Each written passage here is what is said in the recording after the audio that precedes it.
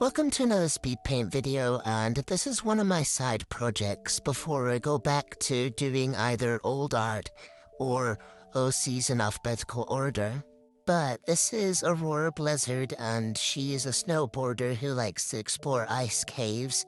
And when Starlight Glimmer wasn't reformed yet, Aurora happened to see her, so she's kind of familiar with her in a way, but she knows now that she's been reformed. Anyway, that's kind of the only bit of lore that I have for her, but I should be able to have some more soon. I don't know, we'll see. But yeah, enjoy the rest of the speed paint video.